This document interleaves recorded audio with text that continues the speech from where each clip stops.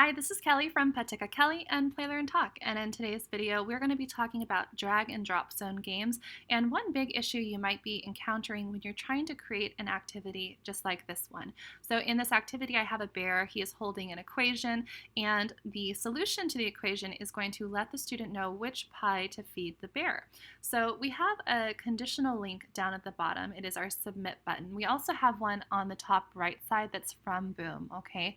But we have no next button, okay? That's because this is a FlowMagic deck. So I have made it so that when the correct answer goes in the bear's mouth and the student hits submit, this serves as both the next button and a way to mark accuracy. All right, now I've also made it so that if the incorrect one goes in and you hit submit, instead of proceeding to the next page, it stays on this page until the correct answer has been submitted.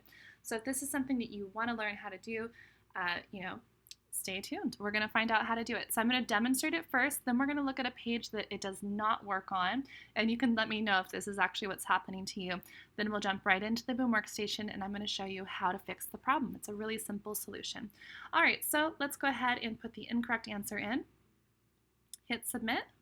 It pops it right back out, gives us the auditory feedback, and keeps us on the page. That's exactly what we want. If we hit submit here, does the same thing. So now let's put the correct one in, hit submit. It proceeds us to the next page. Now this is a page that's coded incorrectly. So when I put the number 12 in and I hit submit, it takes me to the next page. So with that said, let's go ahead and jump into the Boom workstation, and I'm going to code the page with you. So here we have the bear moved down because I wanted to show you the drop zone. You only need one drop zone for this activity. It does not matter if you have 2 answers or 3 answers. In this example, I just have 2, but you designate what's correct in your draggable items by attaching it to the drop zone. So you do not need to attach an incorrect draggable item to the drop zone, because what you're actually saying is, hey, this draggable item is correct. So you don't want to do that. So we're going to make this draggable, and we're going to make this one draggable.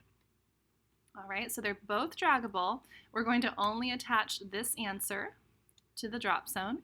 Okay, so now that is telling the whole system that this one is the only one that's correct. We're going to cover up the drop zone with the bear. This is on a higher layer, okay?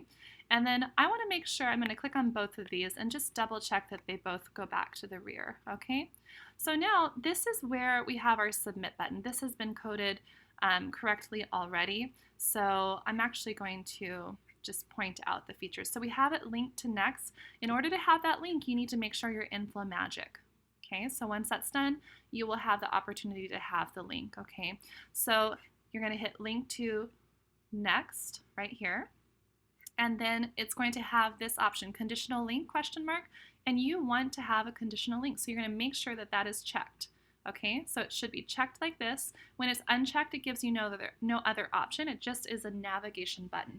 But when you click on conditional link, now it has this little hyperlink symbol that says link if wrong. So when you click on it, it gives you an option, so you can send them to the previous card, next card, terminate the game, or no link. If you hit no link, that is going to keep them on this page. It's not sending them anywhere. So that is how you actually create this activity, and that is it. Yeah, I hope it was helpful. If it was, please give it a like, and make sure to share it with others, because I know quite a few people who are having issues with this.